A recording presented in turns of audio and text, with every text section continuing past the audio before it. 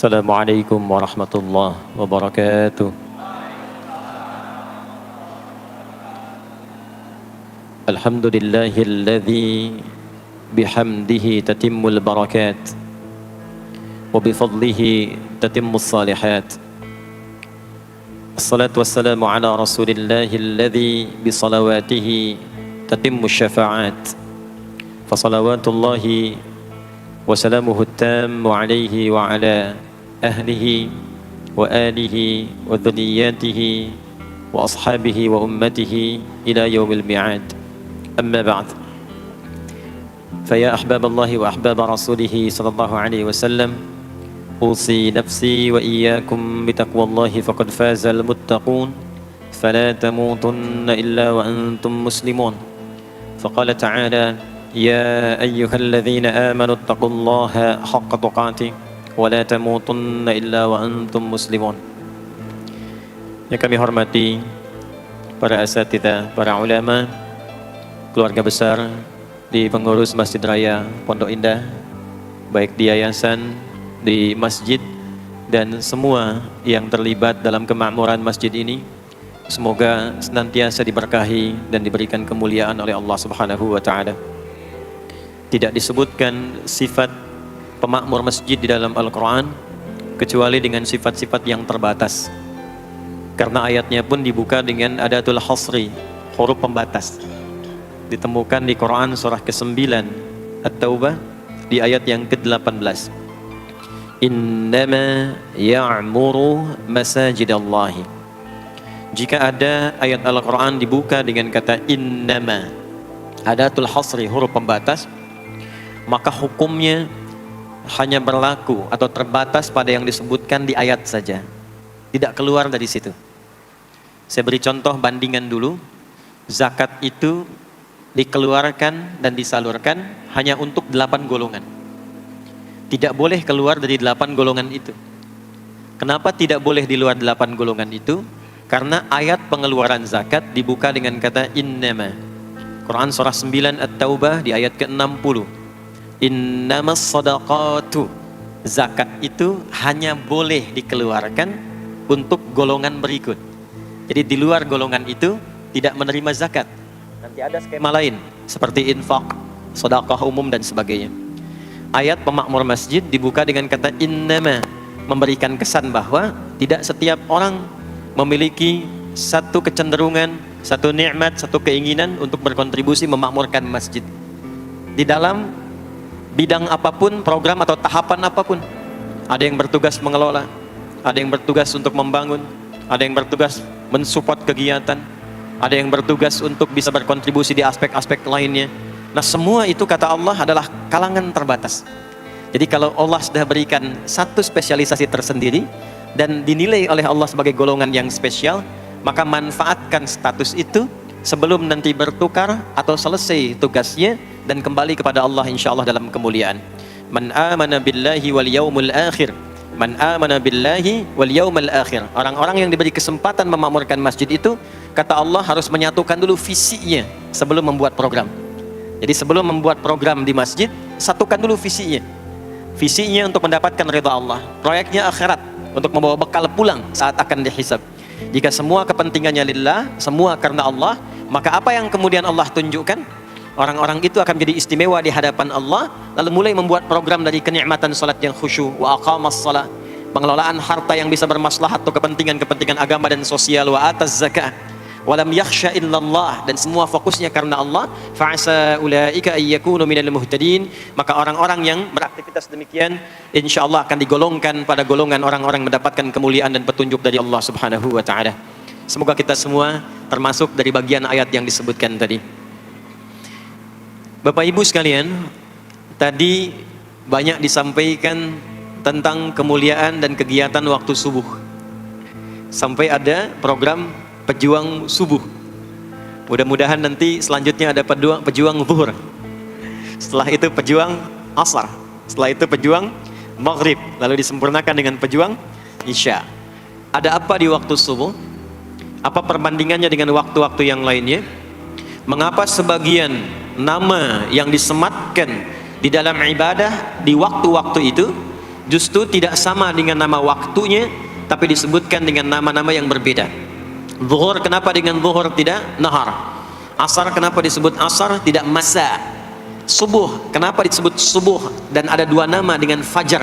Ya, kenapa namanya dua? Itu yang coba kita hadirkan di pertemuan kajian kali ini.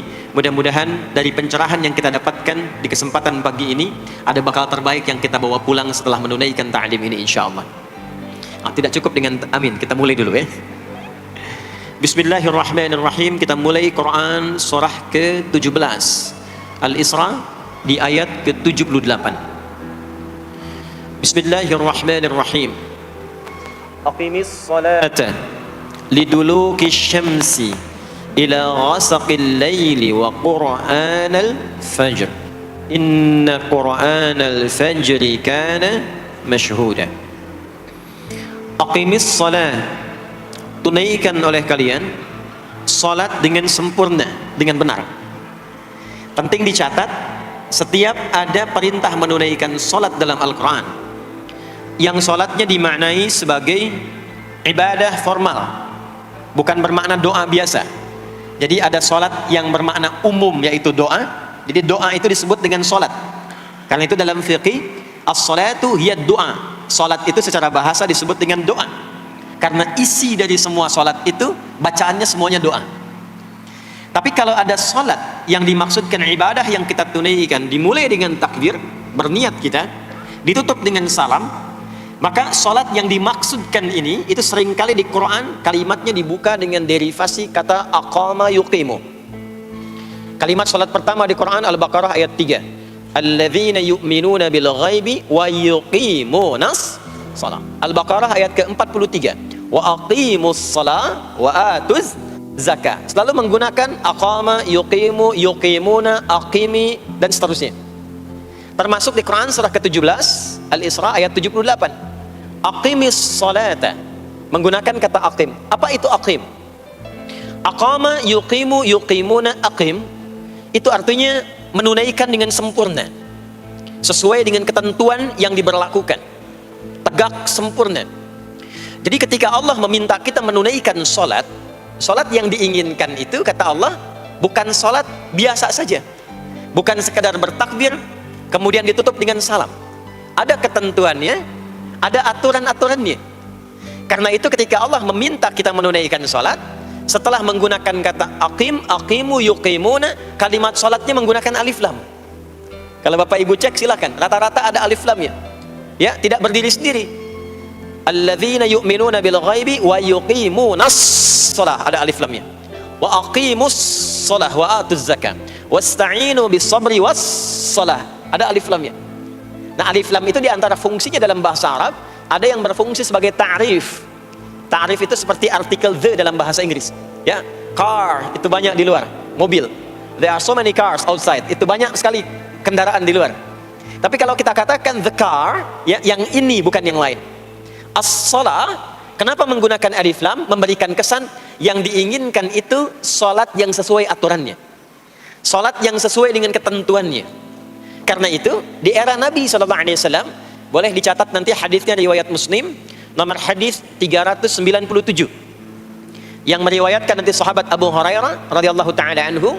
Pelaku yang mengalami ini namanya Khalad bin Rafi' Az-Zuraiqi.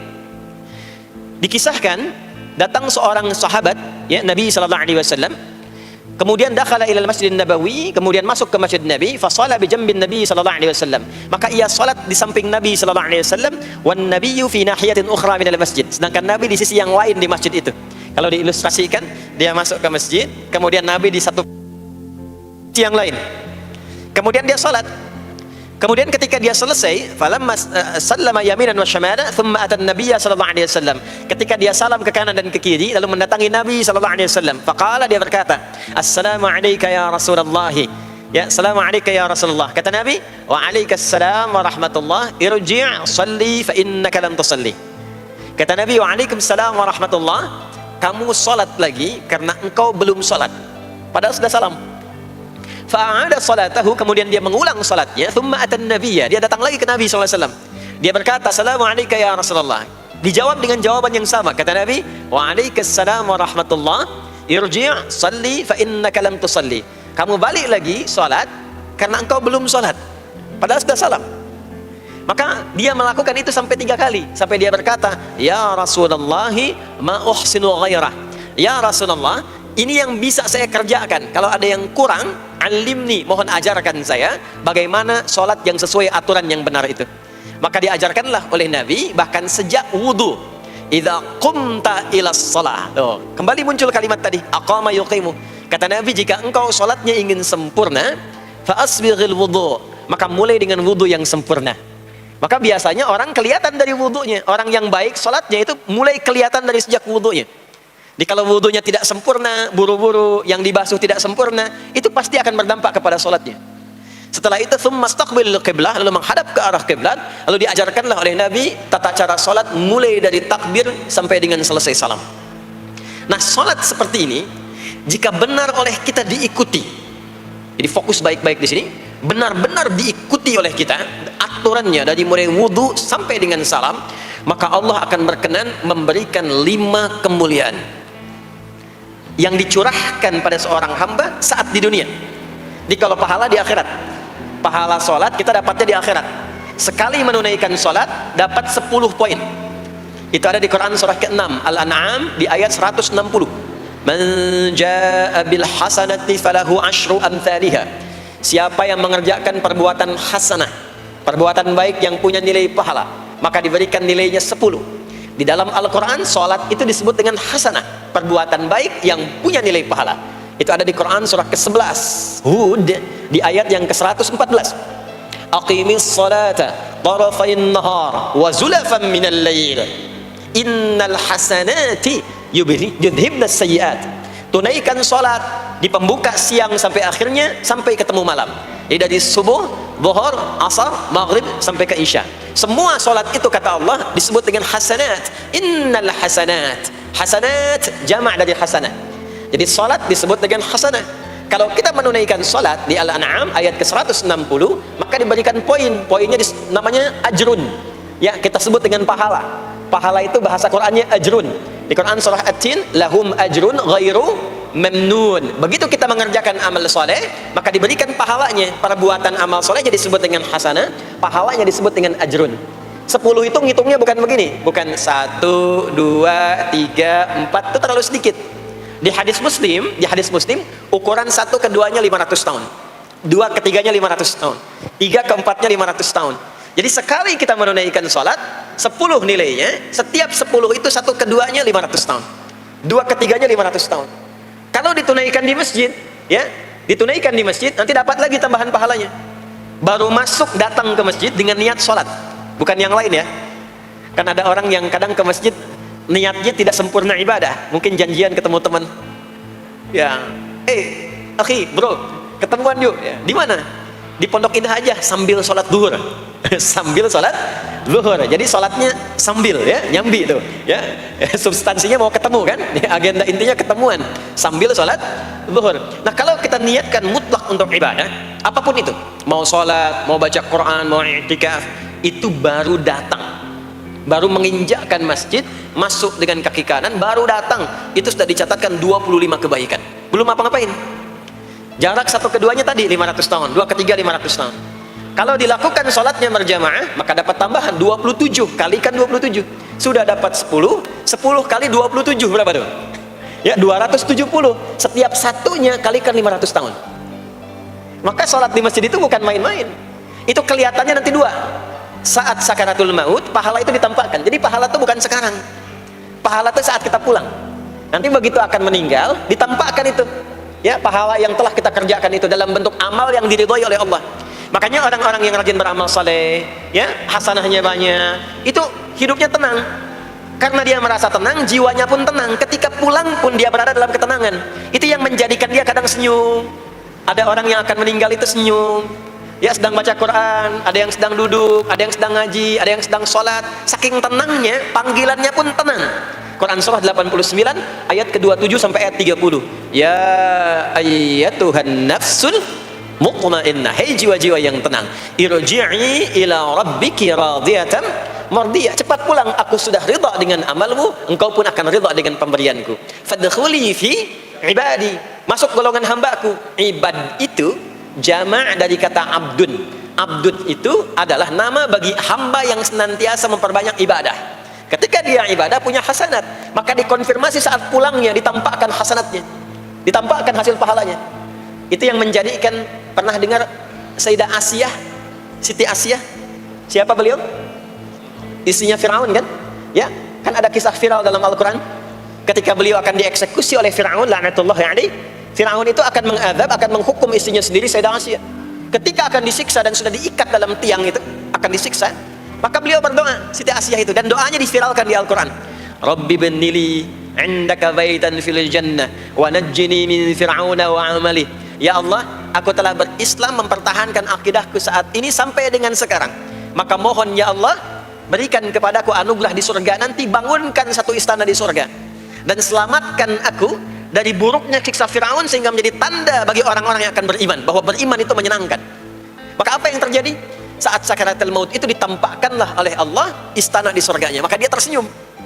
Dalam senyum itu Fir'aun kan gak ada imannya, jadi gak ada koneksinya. Maka mulai menghardik, kata Fir'aun, ini perempuan mau dieksekusi kok malah senyum.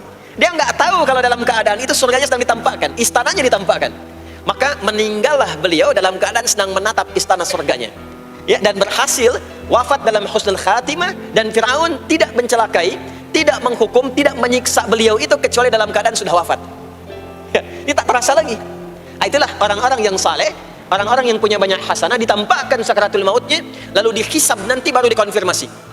Maka sekarang diberitakan sebagai ilmal yaqin, saat sakaratul maut diperlihatkan sebagai ainal yaqin, saat masuk nanti ke surga dirasakan sebagai haqqul yaqin.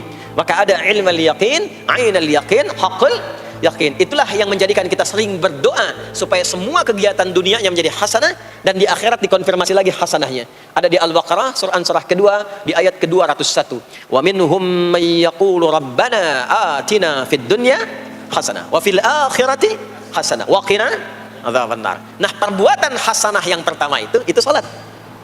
Jadi ketika kita salat ada pahala. Pahala itu urusan akhirat. Nanti ketika meninggal dapat. Itu bakal pulang. Kita gambarkan nih supaya nggak bingung ya. Yuk, kita ilustrasikan sejenak ya. Bismillah. Bapak Ibu kelihatan ini ya? Ibu kelihatan Bu ini? Alhamdulillah, alhamdulillah. Ini pejuang subuh belum ditulis sudah kelihatan ya. Alam itu kan yang kita tinggali, kita rasakan, dan nanti yang kita yakini ada 3 kan. Ini sering saya sampaikan belakangan ini di beberapa kesempatan. 1, sekarang ada yang disebut dengan ardun, al-ard, yang kita terjemahkan dengan bumi tempat kita tinggal sekarang. Ya, sekarang kita ada di mana? Di Masjid Pondok Indah ya. Bagian dari bumi. Ini di bumi. Sifatnya disebut dengan dunia.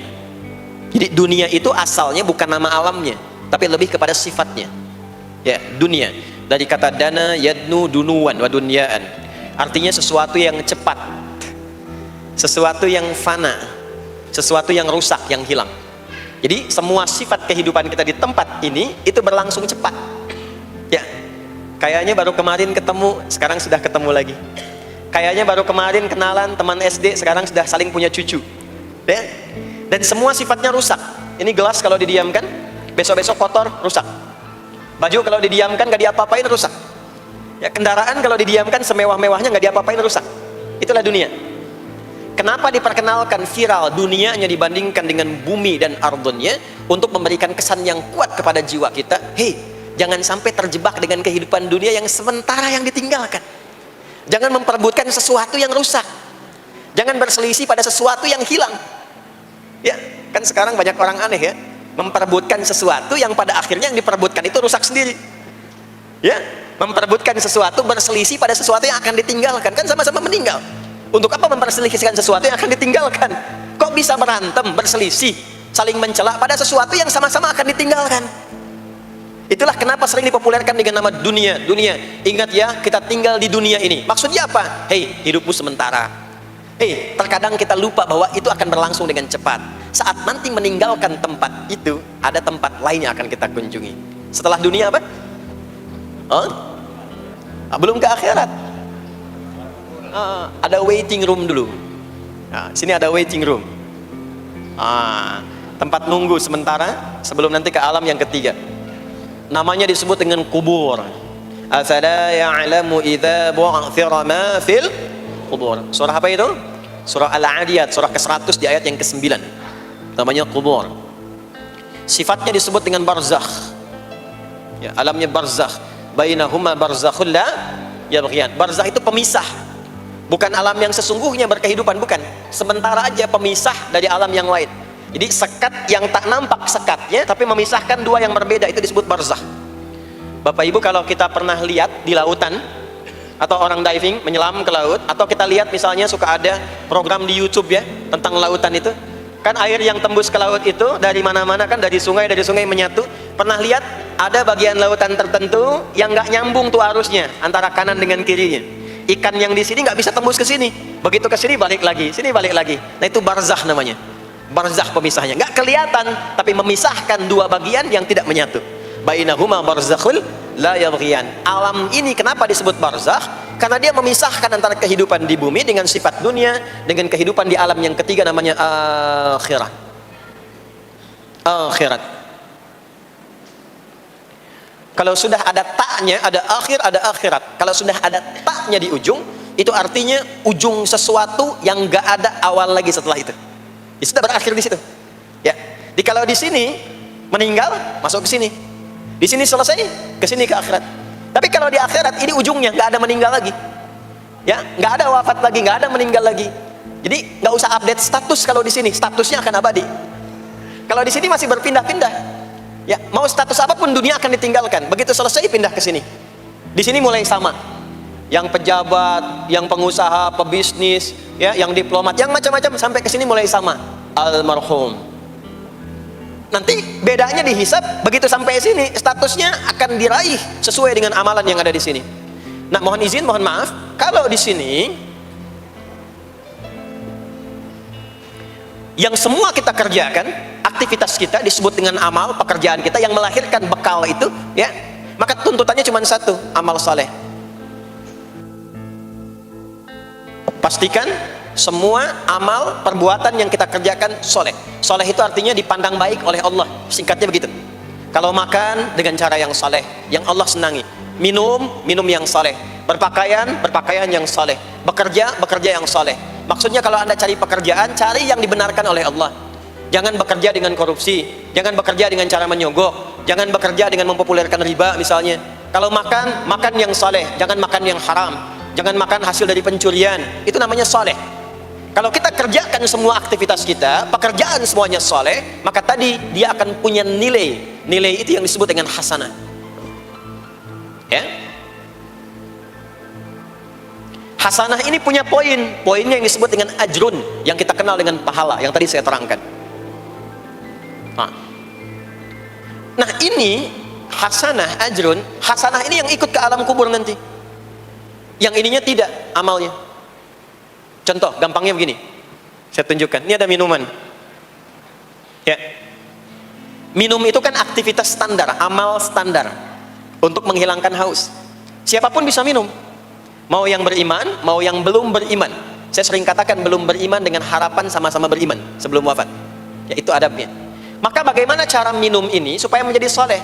Kata Nabi di hadis Al-Bukhari, perhatikan, idza quddimat ta'amu, kalau hidangan disajikan, mau makanan mau minuman, khudh bi yaminika ma yalik, ambil dengan tangan kananmu, thumma sammillah aw iqra bismillahirrahmanirrahim. Maka sebelum diminum ucapkan bismillahirrahmanirrahim. Maka kalimat bismillahirrahmanirrahim itu yang akan menjadikan aktivitas minum menjadi hasanah. Dituliskanlah pahalanya, namanya ajrun. Minumannya selesai, itu masalah dunia. Hausnya hilang, keluar jadi kotoran, itu minumannya. Jadi gelasnya nggak ikut ke alam kubur. Ya, minumannya nggak ikut. Yang ikut apanya? Ini hasanahnya. Jelas sampai sini? Karena itu, semua aktivitas yang kita kerjakan dalam berkehidupan itu pasti ada pedoman dalam Al-Quran dan hadis detailnya untuk membimbing semua aktivitas kita menjadi soleh. Pedoman itulah yang sering kita kenal dengan nama doa namanya. Nah, silahkan Bapak Ibu cek Tidak ada satu pun di dalam Islam aktivitas yang dikerjakan kecuali bersanding dengan doa di dalamnya. Coba cek ya, bangun tidur sudah ada doanya? Sudah. Makan ada doanya? Berpakaian ada doanya? Dan kalau kita mau jujur, itu semua aktivitas doanya nggak sama. Bangun tidur dengan mau tidur sama nggak doanya? Bahkan urusan ke masjid nih, masuk masjid ada doanya nggak? Kakinya diatur kan? Kanan. Keluar masjid ada doanya? Doa masuk dengan keluar sama nggak? Tidak. Ada yang mau ke toilet ya, masuk toilet, kakinya diatur nggak? Kaki apa masuknya? Kiri. Keluar? Ada doanya nggak? Nah, perkara ke toilet pun bisa jadi amal soleh. Karena semua yang dikerjakan dalam Islam itu bernilai. Allah itu ingin mendidik kita, jangan sampai melakukan sesuatu yang tidak ada manfaatnya. Dan kalau sudah ada manfaat, jangan tanggung. Jangan hanya jadikan kegiatan itu terbatas pada satu alam saja. Dunia dapat, tapi alam kubur gak dapat. Dunia dapat, tapi akhirat gak punya bekal. Gimana nanti pulang ke akhiratnya? Ya, saya mau tanya sebentar. Maaf ya, kita yakin gak bahwa kita akan meninggal? Saya ulang, yakin gak akan meninggal? Baik, sekarang pertanyaannya, kalau sekiranya meninggal, pindah alam atau tidak? Pindah kan? Makanya diumumkan di Masjid Raya Pondok Indah, inna lillahi wa inna ilaihi rajiun. Telah meninggal dunia, telah meninggalkan dunia. Artinya keluar dari sini. Sekarang kita pakai hukum dunia sebentar. Biasanya begini, kalau orang pindah tempat, walaupun ada di satu alam, itu pasti butuh bekal. Dan kadang bekalnya nggak sama. Contoh, nanti Ramadan, setelah itu masuk Idul Fitri. Biasanya ada mudik ya. Mungkin nggak mudik kalau nggak ada bekal. Saya sering perhatikan setiap tahun, orang itu mau mudik kalau ada bekalnya. Masya Allah, cuman motornya bebek, ya. Tapi kan bekalnya ada yang singa, ada yang sapi, ya. Itu ditambah lagi pelepah pisang, kasih dus lagi, kasih tulisan, sayang tunggu aku pulang, gitu kan? Kan dikumpulkan kan? Dan saya pernah tanya, kenapa mas gak pulang? Gak ada bekal pak katanya. Jadi orang mau pindah tempat saja, itu perlu ada bekal. Anda kesini kalau nggak ada bekal nggak mungkin sampai. Sekarang kalau pindah dari Indonesia ke Singapura, sama nggak mata uangnya? Beda. Di Malaysia sama nggak? Semakin jauh ke Saudi, ke Amerika, hukumnya mengatakan setiap pindah tempat pasti bekalnya beda. Jangan pernah kita mengharapkan atau membuat hukum sendiri ketika pindah tempat. Jadi sesama dunia saja tempatnya, bekalnya sudah beda.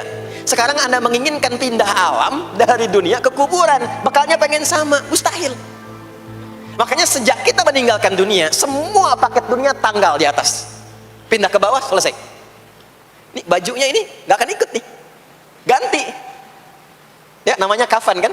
Dan di kafan itu sudah nggak ada kantongnya. Coba dicek tuh, ada kantongnya nggak kan kafan tuh? Nggak ada. Dan ini nggak akan dibawa nih handphone yang bagus, lagi dipakai ngerekam nih, nggak akan ikut. Ah saya mau dipakai aja, ntar kalau malaikat nanya man robuka, nih sudah pernah ikut kajian. Rombongan Ustaz Adi. Ya. Beda, ini beda alam. Maka yang ikut apanya? Yang ikut tuh hasanahnya, value-nya, nilai kebaikannya. Ini yang kita yakini, ini yang kita imani. Jadi mumpung masih ada kehidupan, perbanyak. Kalau dulu sadar banyak yang salah, sekarang sisanya ganti dengan yang soleh.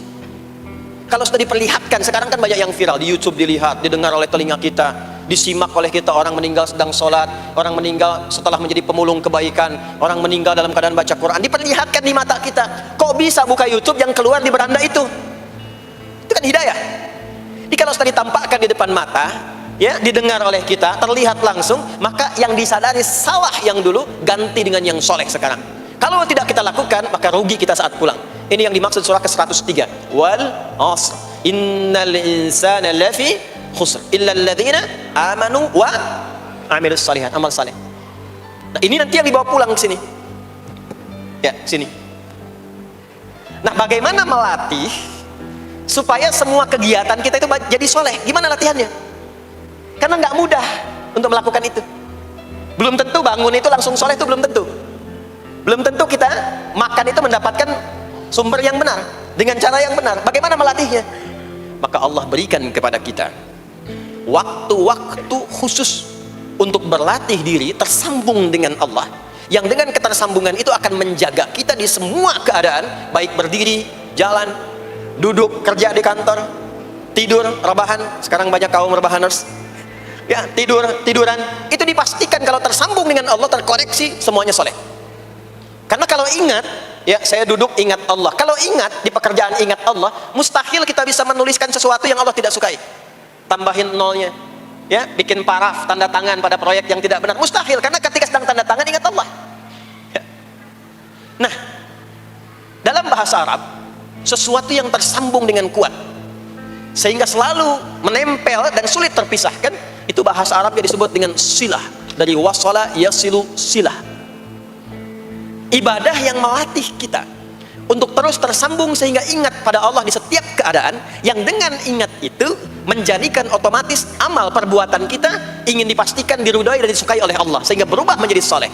Ibadah yang melatih kita untuk mendapatkan itu disebut dengan sholat namanya. Sholat, makanya sholat disebut sholat bukan hanya mengandung unsur doa, tapi latihan yang Allah berikan kepada kita untuk mengoneksikan diri kita sehingga dalam semua kegiatan kita ingat Allah. Itu yang dimaksud di Quran surah keempat An-Nisa di ayat ke-103. Ya. فَإِذَا قَضَيْتُمُ الصَّلَاةَ, maka jika anda telah tuntas mengerjakan sholat, فَاذْكُرُوا. Ciri orang yang berhasil sholatnya adalah dia mampu mengoneksikan dirinya dengan Allah. Makanya kalau sudah selesai sholat, kita sudah ingat Allah. Nah, kalau belum ingat Allah, diminta coba ingat lagi. Selesai sholat, jangan buru-buru meninggalkan tempat kita sholat. Ingat dulu, sambungkan dulu, sehingga saat keluar dari tempat kita sholat sudah ingat Allah. Bahasa Arabnya mengingat Allah itu disebut dengan zikir, zikrullah. Karena itu sholat disebut dengan zikir. Buka Quran surah ke-20 Toha ayat ke-14. Saya nggak akan keluar dari Quran hadis sehingga nggak bisa didebat.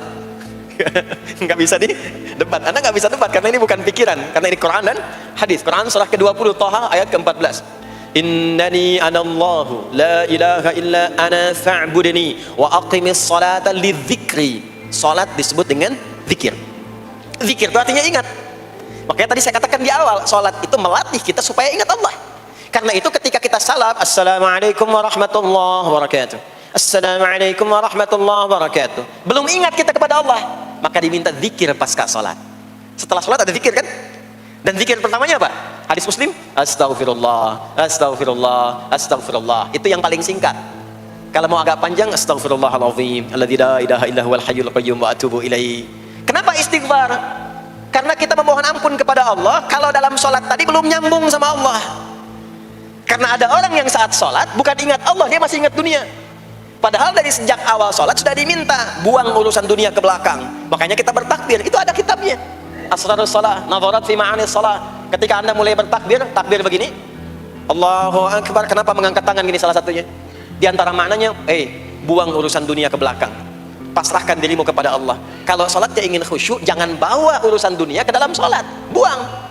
Yang menjadikan seseorang kurang khusyuk begitu takbir, dunia masih dibawa. Lisannya berucap Allahu Akbar, tapi pikirannya motor Hu Akbar, mobil Hu Akbar, ya kan? Status itu belum diupdate Hu Akbar, ya, miss call belum dibalas Hu Akbar. Itu yang bermasalah, sehingga mudah dikerjai setan. Ada setan namanya khanzab di Sunan Abu Daud. Saat seseorang mulai bertakbir, kata Nabi, fayaqulu syaitanu, di situ setan mulai beraksi. Sebelum takbir kita dibikin fokus.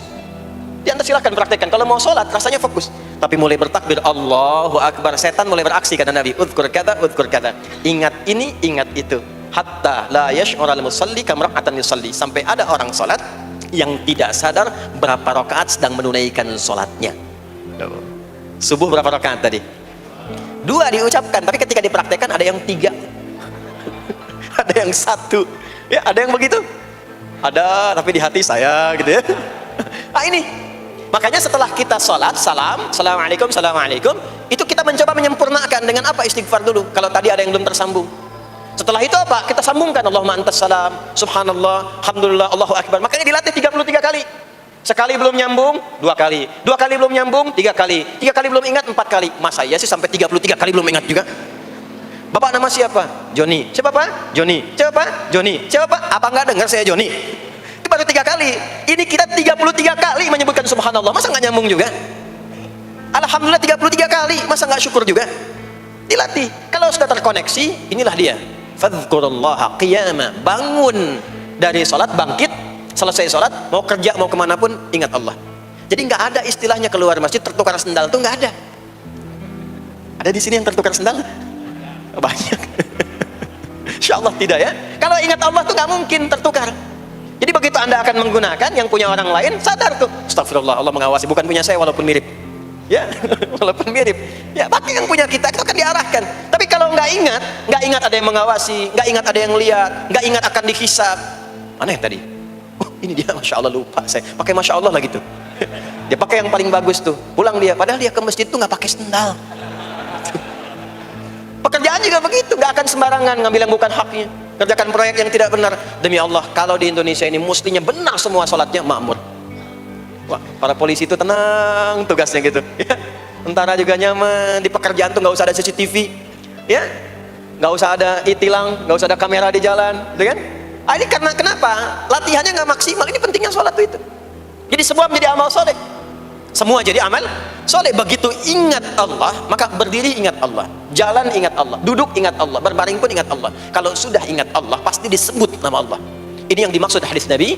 Qala Rasulullah sallallahu alaihi wasallam, kullu amrin dhi balin la yubda'u fihi bi bismillahirrahmanirrahim fa huwa abtar. Setiap perbuatan yang baik yang dibenarkan oleh hati setiap hamba, lalu diikutkan bismillahirrahmanirrahim. Enggak mungkin orang nyebut bismillahirrahmanirrahim kalau enggak ingat Allah. Minum, bismillahirrahmanirrahim. Makan, bismillahirrahmanirrahim. Bekerja, bismillahirrahmanirrahim. Itu ketika dikerjakan langsung jadi hasanah. 10 poin. Ada pahalanya. Dan jangan dianggap ringan ya. Ini kalimat ringan, tapi menentukan saat pulang, saat meninggal nanti. Nah, kalau nggak disebutkan bismillahirrahmanirrahim atau tidak bacakan doa yang menyertainya, maka jadi dunia saja, solehnya hilang, tinggal amalnya. Dibalasnya di dunia, akhiratnya nggak ada. Itu yang dimaksud Quran surah ke-25 Al-Furqan ayat 23. Wa qadimna ila ma 'amilu min 'amalin faj'alnahu haba'an manthura. Kalau ada orang berbuat baik di dunia tapi tidak disertakan niat akhirat, kami balas dunianya. Anda kerja belasan tahun, puluhan tahun untuk dunia aja, dapat gaji, dapat benefit, dapat penghargaan. Ada yang juara, ada yang dapat bintang, champion, ya, ada yang promosi jabatan, tapi niatnya untuk dunia. Allah adil, kata Allah, kerja keras ya untuk dunia, saya balas dengan balasan dunia. Tapi kalau diniatkan akhirat, dunia dapat, akhiratnya pun dapat. Kan kerjanya sama, etosnya sama, di tempat yang sama. Kita niatkan akhirat, gak ada ruginya. Begitu meninggal, dapat. Beruntungnya dan bersyukurnya kita sebagai muslim, kita itu lengkap informasinya. Urusan kubur ada informasinya, akhirat ada informasinya. Silahkan komparasikan dengan informasi dan sumber manapun. Ditemukan nggak yang informasi detail seputar kubur, seputar hisab, seputar kiamat, seputar surga, seputar neraka? Cuma di Islam. Itu yang kita syukuri, supaya kita siap-siap. Bukan sekedar dibaca. Baca ada pahalanya, tapi siap-siap ada konsekuensi kebaikannya. Ini balik ke sini. Karena itu saya katakan dari awal, pertama Bapak Ibu sekalian, sholat itu menjadi ibadah paling pokok, karena dia akan mengantarkan kita pada konektivitas yang kuat dengan Allah Subhanahu wa Ta'ala. Ini poinnya. Kalau sudah nyambung dengan Allah, bukan cuma jadi amal soleh. Orang-orang yang tersambung dengan Allah di semua aktivitas kehidupannya, maka akan mendapat jaminan langsung dari Allah Subhanahu wa Ta'ala yang memudahkan semua urusan hidupnya. Mudah sukses, mudah bahagia, mudah tenang. Semua kemudahan yang kita raih dalam konteks kebahagiaan, ketenangan, kesuksesan, itu kalau digabungkan semua maknanya, berubah katanya menjadi falah. Apa namanya? Falah. Falah itu bahagia, sukses, nyaman. Kalau dibuka kamus English Arabic misalnya, falah itu bahasa Inggrisnya success and happiness. Bukan cuma bahagia, bahagia dan sukses. Bukan cuma sukses, karena ada orang sukses belum tentu bahagia. Saya sering tanya yang ini nih, dan biasanya para ibu yang juara menjawabnya itu. Ya, pilih mana? Kaya tapi gelisah, atau miskin tapi tenang? Miskin tapi tenang. Sukses tapi gelisah, ya, atau miskin tapi tenang? Sukses tapi tenang, ya. Sukses dan bahagia. Nah, sukses dan bahagia itu bahasa Arabnya falah. Ini poinnya. Falah. Nah, sekarang coba kita dengar baik-baik. Cek telinganya masih ada nggak? Cek telinga masih ada nggak? Setiap hari, di setiap pergantian waktu dalam sehari, pergantian waktu sehari itu ada 5. Dari mulai subuh, ke siang, zuhur, ke sore, asar, mau habis sore menjelang malam, maghrib, muncul malam, isya. Itu setiap hari 5 kali berganti waktu diperdengarkan oleh Allah. Hambaku, kamu harus bahagia. Hambaku, kamu harus sukses. Apapun pekerjaanmu, sukses. Apapun aktivitasmu, harus bahagia, harus senang, harus tenang. Falah. Kuncinya apa? salat. Diperdengarkanlah hayya 'alas shalah. Diperdengarkan di telinga kita. Telinga bahasa Arabnya udhun, jamaknya adzan. Maka kalimat yang diperdengarkan 5 kali sehari itu disebut dengan adzan. Dan satu-satunya lafaz yang diperdengarkan 24 jam di muka bumi ini tak pernah berhenti. Makanya setiap tempat terjadi perbedaan waktu sholat. Ya, di sini tadi subuhnya jam berapa? 4.13, 12, 49, 4.10, terjadi perbedaan pendapat tentang waktu subuh. Ya, ini menandakan bahwa bukan dari tempat yang sama. Saya di Bekasi tadi 49. 4:09, sini 4:13. Jadi setiap detik, setiap menit, ini adzan, sana adzan, ini adzan, sana adzan, terus bersautan. Dan kalau kita dengarkan sedunia itu dari beda waktu, 24 jam diperdengarkan. Hayya 'alas shalah, ayo salat. Kenapa mesti salat ya Allah? Hayya 'alal falah. Dengar tuh baik-baik kata Allah. Salat akan mengantarkan engkau pada kebahagiaan. Salat mendekatkan engkau pada kesuksesan. Salat mengantarkan engkau pada kedamaian. Makanya kalau orang salat pasti tenang hatinya. Kalau nggak percaya silakan. Salat itu diantara manfaatnya mendatangkan ketenangan. Salat mendatangkan kesuksesan. Karena itu, salat bukan hanya ibadah yang diwajibkan pada umatnya Nabi Muhammad SAW saja, tidak. Semua nabi dan rasul yang pernah bertugas di bumi itu semuanya salat dan meminta umatnya salat. Hanya memang kita yang paling sempurna menunaikannya caranya. Ya, dulu umat nabi-nabi lain juga salat. Contoh, Nabi Musa salat. Nanti diviralkan di Quran surah ke-20 Thaha ayat 14. Nabi Isa alaihi salam yang paling dekat ke Nabi Muhammad 600 tahun sebelum Nabi lahir, itu salat. Beliau salat. Diviralkan di Quran surah 19 Maryam ayat 31 sampai 33.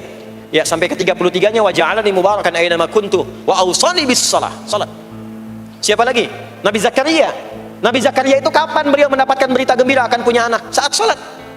Jadi berdoa, masuk ke mihrabnya Maryam, melihat Maryam punya banyak keistimewaan, maka beliau salat di mihrabnya itu. Di Quran surah ketiga Ali Imran ayat 38 sampai 39. Hunalika da'a Zakaria rabbah qala rabbi habli min ladunka dzurriyyatan thayyibah innaka sami'ud du'a. Turun jawaban, fanadathul malaikatu wa huwa qa'imun yusalli fil mihrab. Annallaha yubashshiruka bi Yahya. Jadi Nabi Zakaria itu dapat berita akan punya anak namanya Yahya saat salat. Di salat itu kalau dikerjakan bisa berdampak pada percepatan terkabulnya doa. Minta apapun dijawab sepanjang maslahat. Makanya nanti untuk umat Nabi Muhammad jangan tunggu, panggilan sholatnya adalah panggilan langsung dari Allah. Minta, punya masalah apa? Aku selesaikan kata Allah. Di sholat itu bukan main-main, bukan beban, bukan sekedar kewajiban, tapi kewajiban yang dipaksa untuk membahagiakan kita. Kalau Allah nggak sayang, nggak akan disuruh sholat. Pak, Bu, itu panggilan sholat. Perhatikan panggilan pertamanya, Al-Baqarah ayat 45. Wasta'inu bis-sabri was-shalah. Kata Allah, hei hambaku, kalau engkau punya masalah, sabar dulu, terima. Karena aku titipkan masalah itu kepadamu untuk meningkatkan kualitas hidupmu, bukan ingin membebanimu. Dan tidak mungkin aku uji engkau dengan masalah itu kecuali engkau mampu mengatasinya. La yukallifullahu nafsan illa wus'aha. Nah sekarang bawa itu lewat sholat, minta solusi kepada Allah. Terima dulu dengan sabar. Setelah itu belajar untuk meningkatkan kualitas hidup, dan bawa lewat sholat, minta solusi. Ternyata saat kita menunaikan sholat, itu diperintahkan oleh Allah, minta punya masalah apa. Makanya kita katakan, begitu Allah perintahkan, wasta'inu bis-sabri was-shalah. Hei, kalau punya masalah, terima dengan sabar, minta tolong, minta solusi kepada Allah lewat sholat. Maka ketika kita minta, kita robah kalimatnya dari wasta'inu, kata perintah, menjadi bentuk permohonan, fi'il mudhari. Iyyaka na'budu wa iyyaka nasta'in. Itu ketika Anda mengucapkan iyyaka na'budu wa iyyaka nasta'in, fikihnya begini, ucapkan di lisan, hadirkan dalam hati dan pikiran kita masalah apa yang sedang kita rasakan. Minta kepada Allah solusinya. Minta. Jadi bukan sekedar diucapkan. Karena hadis qudsinya berbunyi begini, hadis qudsinya. An Abi Hurairah radhiyallahu ta'ala anhu qala Rasulullah sallallahu alaihi wasallam, qala Allah azza wa jalla, Allah berfirman. Saya langsung saja ke bagian kalimat iyyaka na'budunya. Idza qala al-'abdu, kalau seorang hamba berkata dalam salatnya, iyyaka na'budu wa iyyaka nasta'in, ya Allah, sekarang hamba salat kepadamu, ibadah hanya kepadamu, seperti yang kau perintahkan. Maka hamba memohon kepadamu, ya Allah, seperti yang kau janjikan. Wa iyyaka nasta'in. Lalu hadirkan dalam benak kita, ya Allah, engkau maha tahu sebelum hamba ungkapkan. Hamba punya persoalan ini. Mohon kepadamu, ya Allah, hilangkan semua masalah itu. Berikan hamba solusi yang terbaik. Berikan hamba keberkahan darimu. Itu sekilas hadir dalam jiwa kita. Maka apa yang terjadi? Qala Allah azza wa jalla, dijawab kalimatnya itu, hadza baini wa baina 'abdi wa li 'abdi ma sa'al. Ini perjanjian antara aku dengan hambaku. Kalau hambaku benar salatnya sampai kalimat ini, apapun yang dia mintakan sekarang, aku akan kabulkan. Sepanjang itu ada maslahat untuk dirinya. Dicontohkan itu oleh Nabi Zakaria. Beliau itu minta saat berdiri, Pak, bukan saat sujud. Dimulai dari berdiri.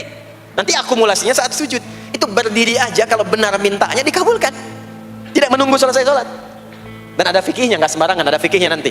Ada fikihnya, ya, ada tuntunannya. Poinnya adalah sholat itu solusi. Makanya jangankan Nabi yang tadi saya sebutkan, Nabi Ismail, itu saking pentingnya sholat, wasiat beliau yang diviralkan di Al-Quran untuk semua keluarganya, sholat. Ada di Quran surah 19 Maryam ayat 55. Wa kana ya'muru ahlahu bis salah. Kata Allah, dan tercatat Ismail itu pernah berwasiat meminta semua keluarganya, hei, sholat, sholat, sholat. Jadi kalau kita mau urut sampai ke atas, semua sholat. Muhammad sallallahu alaihi wasallam bin Abdullah bin Abdul Muttalib bin Hashim bin Abdul Manaf bin Qusay bin Murrah bin Kilab bin Ka'ab bin Ghalib bin Fihir bin Malik bin Nadar bin Kinana bin Khuzaimah bin Mudrikah bin Ilyas bin Nizar bin Mudar bin Ma'ad bin Adnan bin Addi bin Adri bin Muqawwam bin Nahur bin Tarikh bin Ya'rub bin Yasjub bin Nabit bin Ismail alaihi salam bin Ibrahim alaihi salam bin Azar atau bin Nahur bin Amir bin Kinan bin Arfakhshad bin Sam bin Nuh alaihi salam bin Mikhlail bin Tushalah bin Kinan bin Anwas bin Thith bin Adam alaihi salam. Semua sholat. Coba ulangi itu. Semua sholat. Para nabi sholat, para rasul sholat. Anda bukan nabi, bukan rasul, gak mau sholat, dan pengen mudah hidupnya, pengen masuk surga firdaus lagi, Anda sehat. Jadi ini pentingnya sholat itu bukan cuma kewajiban, tapi diwajibkan, dipaksa dengan wajib itu supaya bahagia, supaya falah. Makanya kalau ada panggilan azan, cara memahaminya ini falah. Oh, ini solusi saya di sini nih. Kebahagiaan saya ada di sini. Kesuksesan saya ada di sini. Ya, makanya ketika dipanggil oleh muadzin, hayya 'alas shalah, labbaik, siap saya. Di sini. Ini poinnya. Nah, saya sambungkan kembali, ya. Ketika seseorang dilatih lewat salat dan sudah mulai tersambung dengan Allah Subhanahu wa taala, maksudnya ingat Allah, tertatalah semua aktivitasnya. Maka berubahlah lewat salat ini, lewat latihan ini, semua kegiatannya berubah, didorong menjadi amal soleh. Karena itu, setiap orang yang sholatnya benar, yang pertama dianugerahkan oleh Allah kepada orang sholat itu bukan dunia. Bukan dunia. Tapi perubahan perilakunya menjadi lebih baik. Jadi bukan kaya dulu. Ya. Abdurrahman bin Auf tuh hijrah masuk Islam. Dilatih sholat, malah hartanya hilang semua dirampas. Ya. Tapi setelah itu jadi apa? Jadi orang paling kaya. Ya. Abu Bakar As-Siddiq, Utsman bin Affan, Umar bin Khattab. Pertama kali masuk Islam kan latihannya sholat. Apakah langsung kaya? Jadi pemimpin? Jadi diplomat? Amr bin As bisa ekspedisi dari Afrika Utara sampai ke Syam? Tidak. Yang diberikan apa? Perubahan perilaku dulu. Dihilangkan sifat-sifat buruknya, dijaga dengan kemuliaan. Jadi dua sumber yang menjadikan manusia itu buruk dalam nafsunya, itu ada dua. Di nafsu itu nanti punya dorongan untuk mengarahkan kepada yang buruk, namanya fujur. Lawannya nanti takwa. Lawannya takwa. Di Quran surah Asy-Syams surah 91 ayat 7 sampai 10, wa nafsi wa ma sawaha fa alhamaha fujuraha wa taqwaha. Nah, fujur itu nanti yang membisikkan, mengarahkan kepada hal-hal yang negatif. Itu yang ditunggangi oleh setan.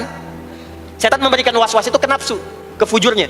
Alladzi yuwaswisu fi sudur innas. Di dalam sudur ada qalbu, di dalam qalbu ada nafas, di dalam nafas ada fujur.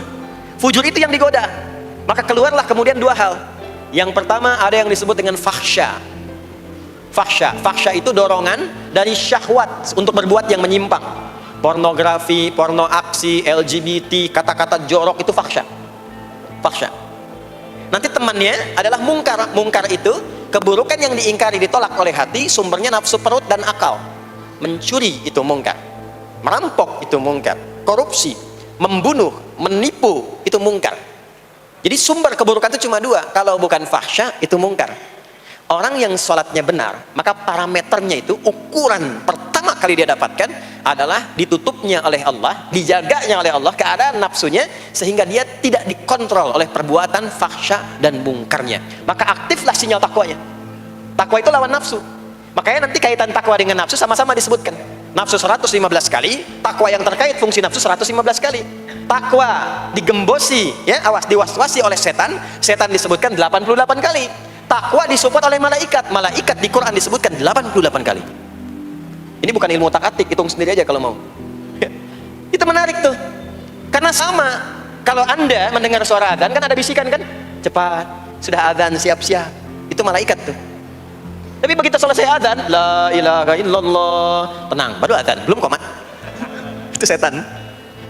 Terus itu, terus dua-duanya tuh, ya memberikan bisikan, yang satu mensupport dan seterusnya. Yang paling menarik adalah kalau sholat kita benar, maka sinyal takwa aktif. Makanya amalan takwa pertama itu sholat. Setelah beriman, amalan takwa pertama sholat. Al-Baqarah ayat 2 dan 3.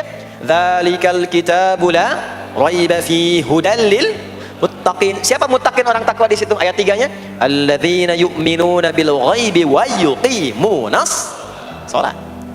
Jadi kalau sholatnya aktif, takwanya aktif, sinyalnya aktif, sinyal itu yang akan menutup fahsya dan mungkar. Maka turunlah Quran surah ke-29 ayat ke-45. Utslu ma uhiya ilaika minal kitabi wa aqimis shalah. Kita hafal tengahnya, innas salata tanha 'anil fahsya'i wal munkar. Maka kalau orang sholat tidak akan berbuat fahsya, tidak ada lagi yang melambai laki-laki. Allah, enggak ada. Laki-laki yang laki-laki, perempuan-perempuan. Nggak ada lagi tontonan-tontonan pornografi. Yang jorok-jorok, yang kotor-kotor. Nggak ada lagi kata-kata kotor di lisan itu. Karena lisannya dilatih untuk mengucapkan yang baik-baik. Allah, sami Allahu liman hamidah, subhanallah, alhamdulillah, Allahu akbar. Makanya pasca sholat itu berubah.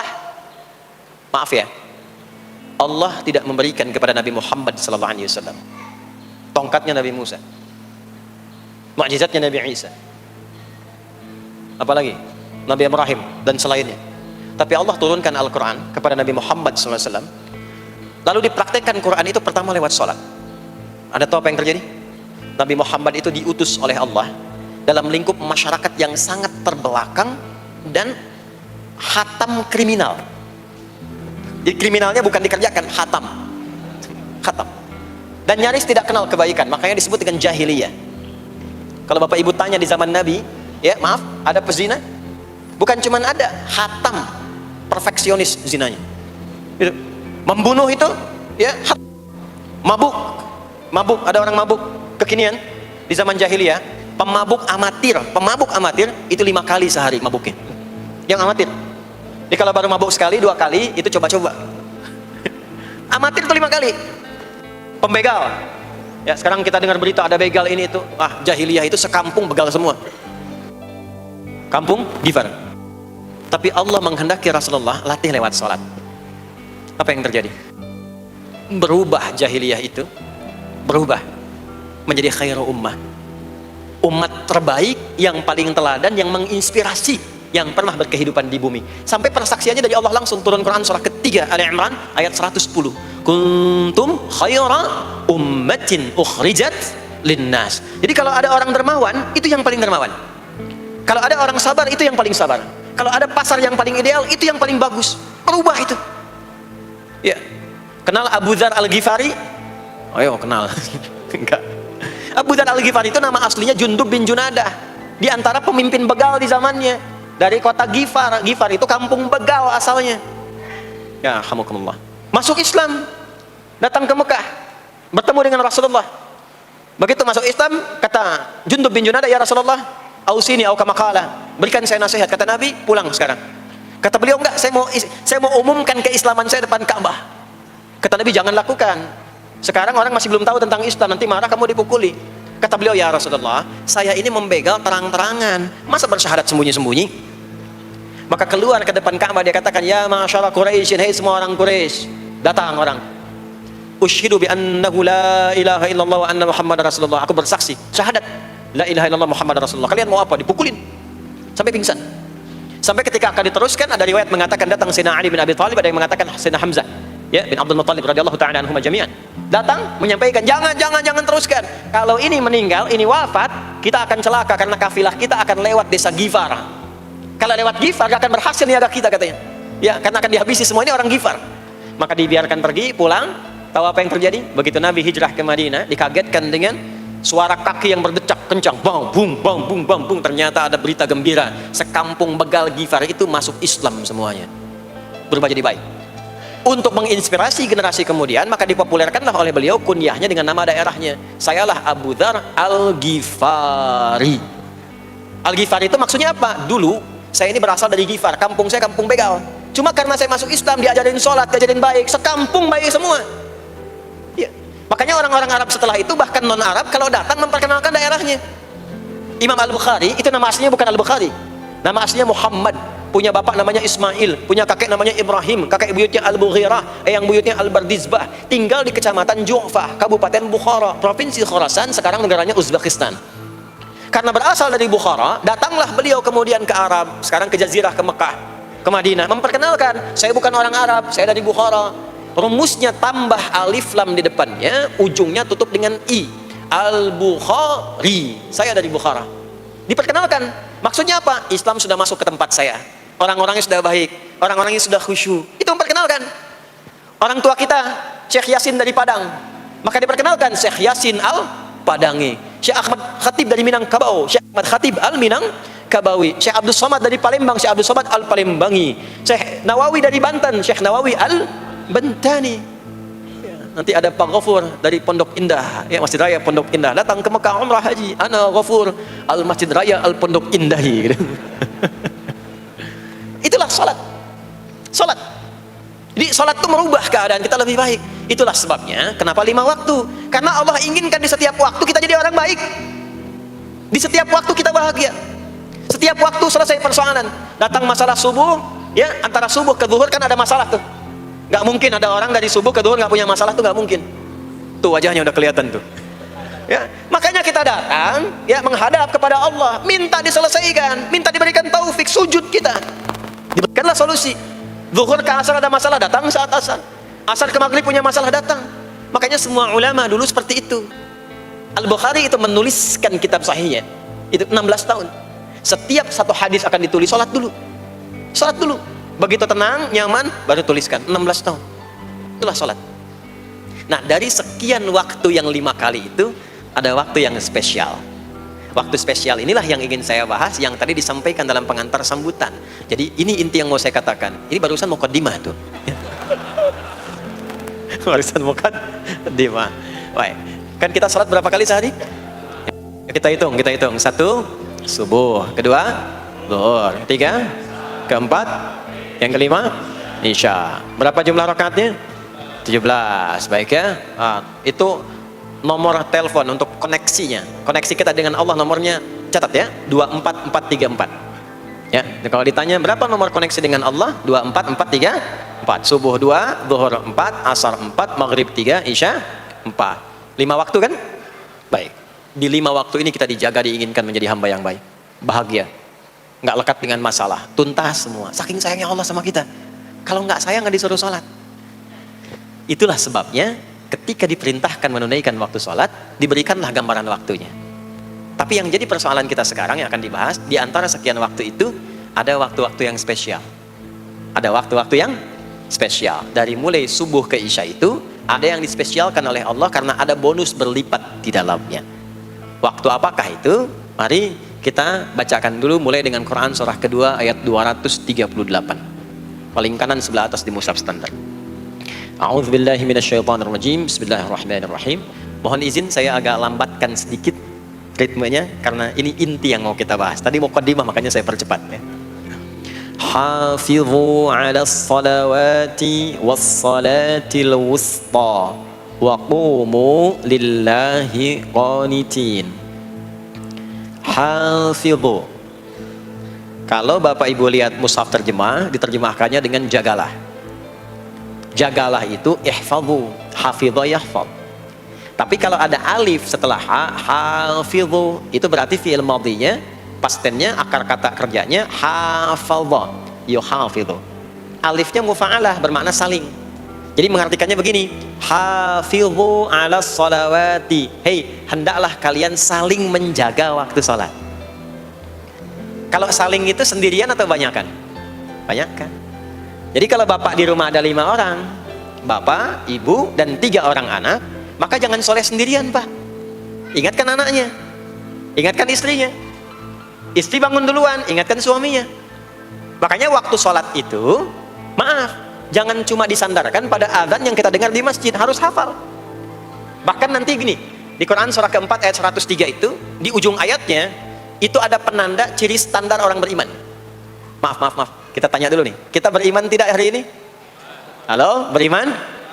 Hati-hati ya, karena kata Nabi ada yang subuh beriman, sorenya sudah kufur tuh. Ya, yusbihu mu'mina wa yumsi kafira. Hati-hati ya. Yuk, apa ciri orang beriman tuh?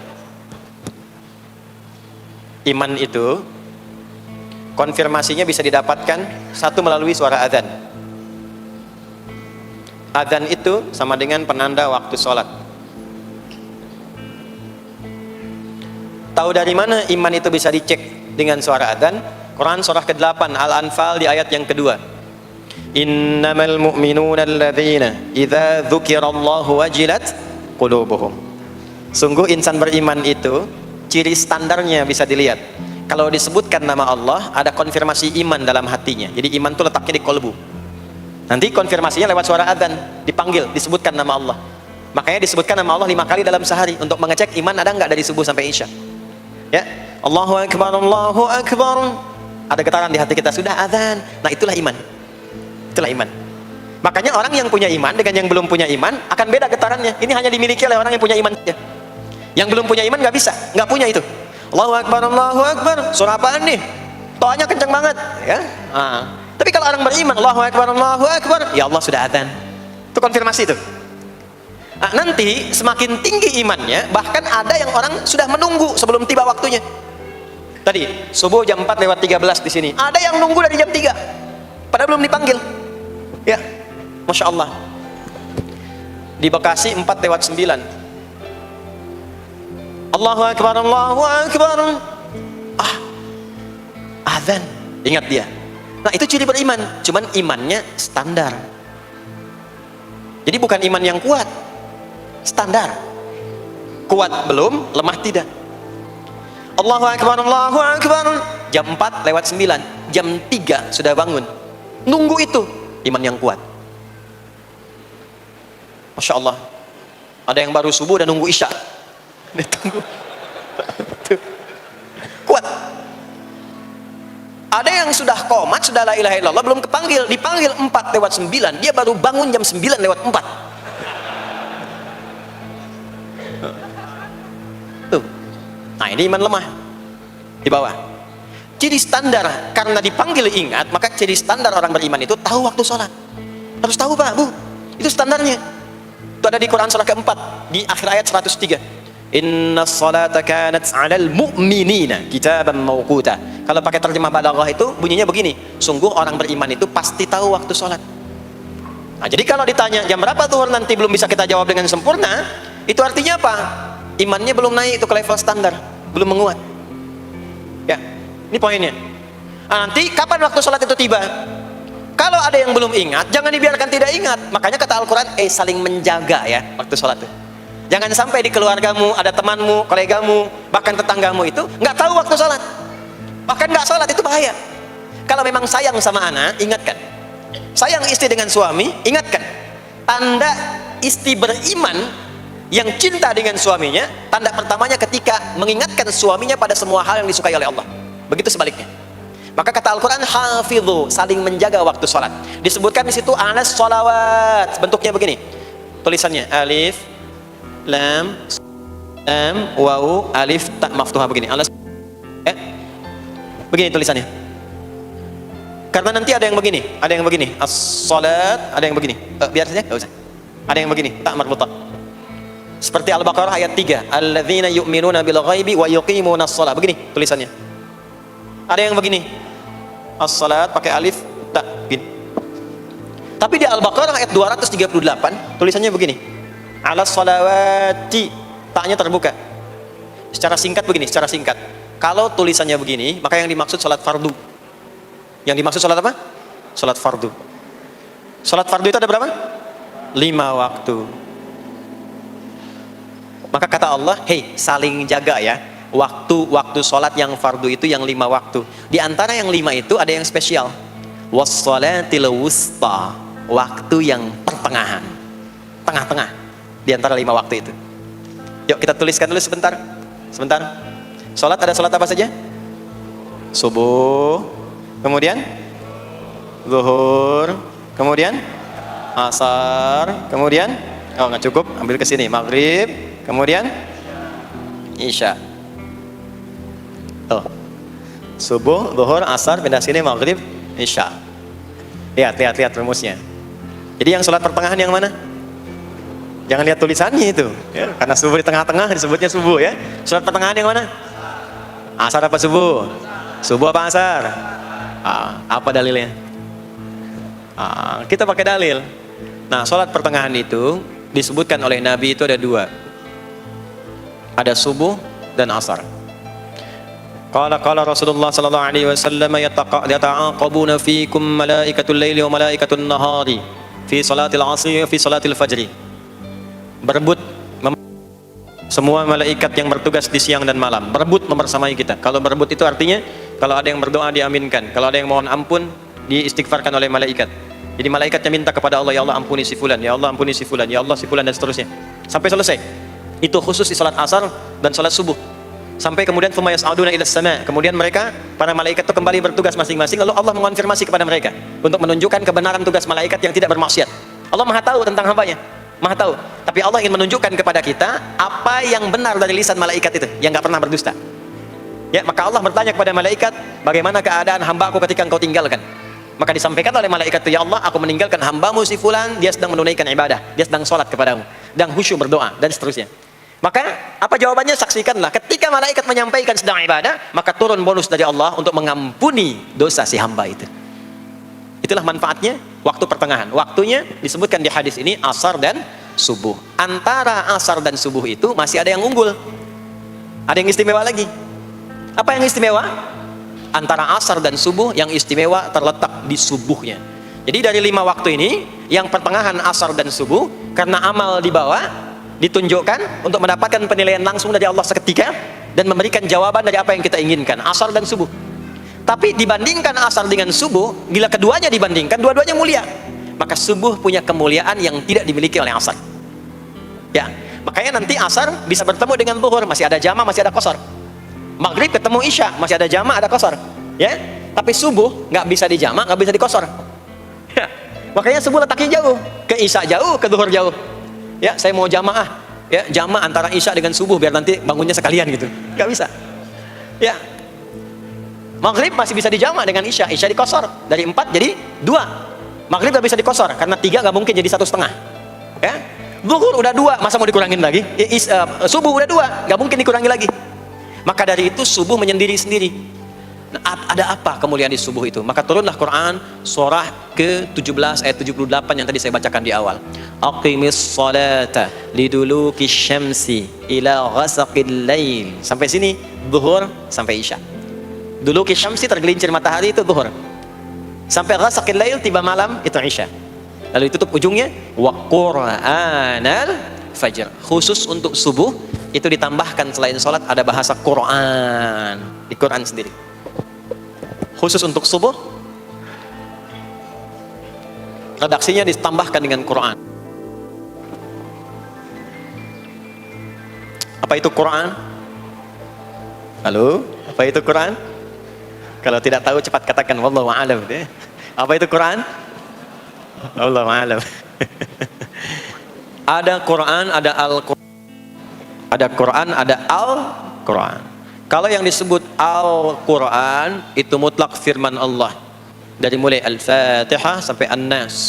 Ini yang terdapat di dalam mushaf ini, di 2 jilid ini. Ya, itu Al-Quran. Kalau disebutkan Quran tanpa alif lam, maka yang dimaksudkan bacaan secara umum. Apakah itu Al-Quran, doa, istighfar, semua bacaan itu Quran. Kemuliaan sholat subuh itu dimulai sejak waktu fajar, matahari mulai keluar sinarnya untuk membelah gelapnya malam, itu sinarnya disebut dengan fajar. Nanti subuhnya saya terangkan di akhir. Sinarnya dibelah, membelah kegelapan malam, fajar shadiq. Maka pada saat itu bukan hanya sholatnya yang punya keistimewaan seperti sholat asar tadi, tapi semua bacaannya langsung dijawab seketika oleh Allah Subhanahu wa Ta'ala, dipersaksikan oleh seluruh malaikat dan dijawab langsung oleh Allah Subhanahu wa Ta'ala. Jadi kalau Anda berdoa, maaf, doanya lebih cepat terkabul Kalau dipanjatkan dengan cara yang benar dan khusyuk. Kalau Anda istighfar, langsung dijawab. Kalau kita baca Quran, pahala langsung dituliskan berlipat. Itulah kemuliaan waktu fajar. Jadi Allah sendiri yang menyampaikan, bukan cuma sholat yang penting, semua bacaannya itu langsung didengar, langsung direspon, langsung dipersaksikan.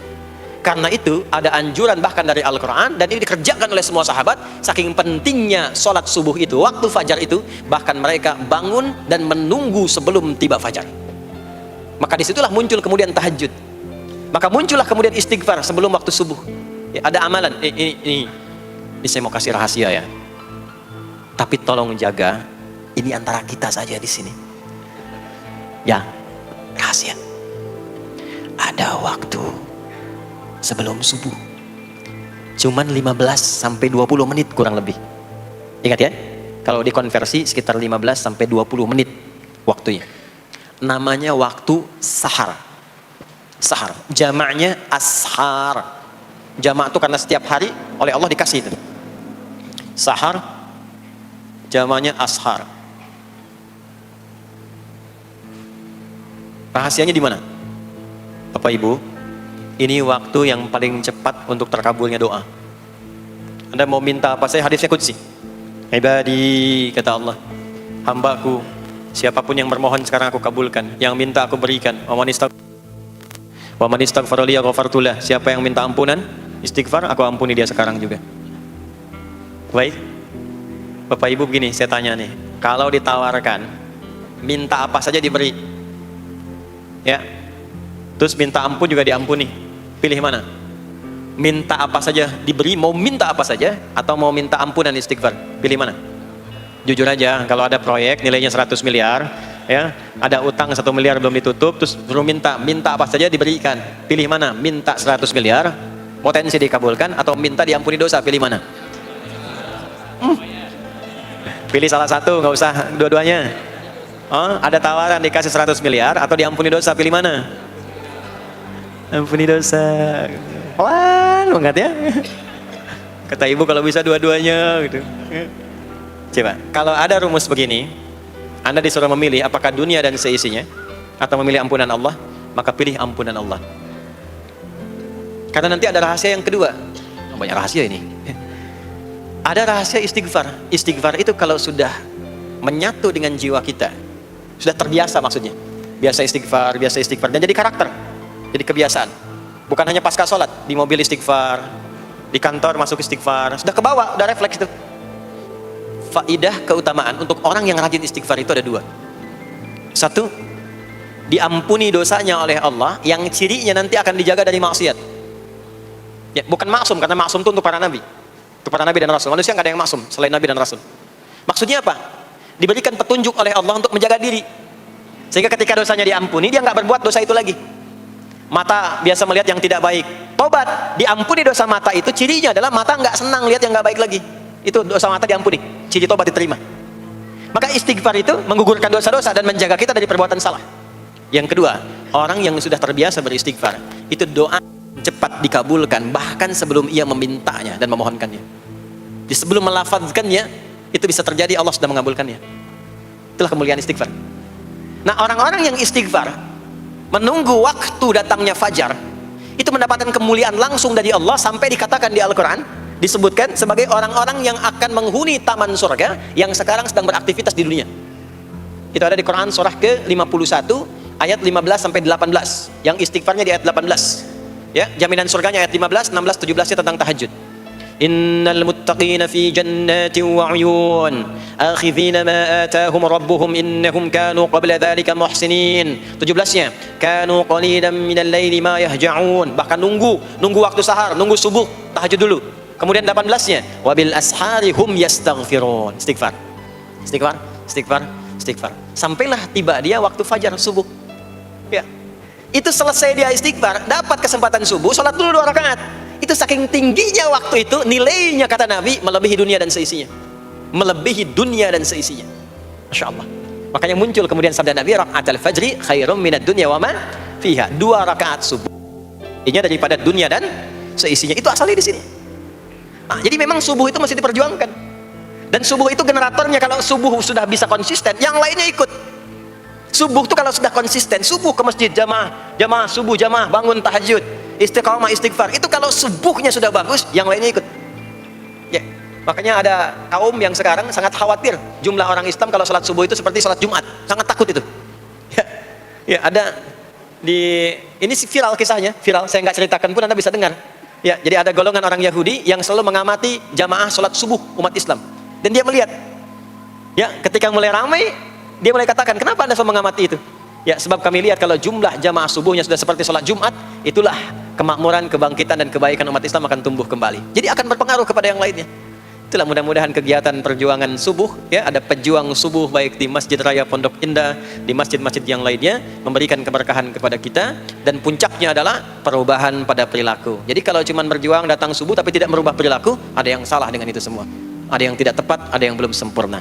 Itu yang bisa kita sampaikan sebagai kajian pembuka kita di kesempatan kali ini. Mudah-mudahan ada manfaat yang bisa kita dapatkan. Kesimpulannya adalah salat adalah inti amalan kita yang bisa merubah alur kehidupan kita dunia dan akhirat. Salat kunci kebahagiaan, salat kunci kesuksesan, salat kunci datangnya rahmat Allah Subhanahu wa taala. 2, Allah meminta kita menunaikan salat 5 kali dalam sehari untuk memudahkan semua urusan kita di setiap waktu dalam sehari itu. Dan yang ketiga, di antara sekian 5 waktu itu ada waktu-waktu yang istimewa, yaitu asar, dan yang paling istimewa adalah subuh ataupun fajar. Mudah-mudahan kita bisa konsisten menunaikan dan menjaga waktu salat itu sampai kita pulang kepada Allah dalam keadaan husnul khatimah. Sementara itu yang disampaikan. Baik, mudah-mudahan ada keberkahan dari apa yang telah disampaikan. Pasti apa yang saya sampaikan pasti ada salah, pasti ada yang kurang tepat, pasti ada yang keliru disampaikan. Mohon diingatkan supaya saya koreksi, tinggalkan yang salahnya, ambil yang benar, yang baik, yang kira-kira bisa diamalkan. Jauhi hal-hal yang bisa menjauhkan kita dari Allah, dan semoga kita semua diwafatkan dalam keadaan husnul khatimah insyaallah. Allahumma taqabbal minna innaka antas sami'ul alim wa tub 'alaina innaka antat tawwabur rahim. Allahumma nahmaduka hamdan syakirin kama 'allamtana an nahmadak wa nashkuruka syukran kama 'allamtana an nashkurak antal muqaddim antal muakhir biyadikal khair innaka 'ala kulli syai'in qadir. Allahumma ij'al jam'ana hadza jam'an marhuma wa tafarruqana min ba'dihi tafarruqan ma'suma. Ya Allah, jadikan pengajian kami pagi di siang hari ini pengajian yang Kau berkahi, dan bila pun kami berpisah, jadikan perpisahan kami mengantarkan pada kemuliaan yang lebih baik di sisi-Mu. Rabbana la tad'alna fi maqamina hadza dhanban illa ghafartah. Ya Allah, jika ada pendosa hadir di majlis ini, jangan biarkan ia pulang kecuali Engkau telah ampuni segala dosa-dosanya. Wa la hamman illa farajtah. Jika ada yang tengah merasakan kegelisahan, jangan biarkan ia pulang kecuali Engkau telah tenangkan keadaan hatinya. Wa la asiran illa yasartah. Jika ada yang tengah mengalami kesulitan dalam kehidupannya, di rumah tangganya atau pekerjaannya, maka mohon dengan keikhlasannya angkat dan hilangkan semua kesulitannya. Rabbana atina fid dunya hasanah wa fil akhirati hasanah wa qina adzabannar. Wa sallallahu ala sayyidina Muhammad wa ala alihi wa sahbihi ajma'in. Wa akhiru da'wana subhanakallahumma wa bihamdika nasyhadu an la ilaha illa anta nastaghfiruka wa natubu ilaik. Walhamdulillahi rabbil alamin. Mohon izin, mohon sekali berikan saya akses untuk mudah keluar. Saya mencintai Anda semua, barangkali tanpa harus bersalaman pun saya mendoakan Anda semuanya, karena memang ada waktu yang harus saya kejar. Terima kasih, saya mencintai Anda semua. Assalamualaikum warahmatullahi wabarakatuh.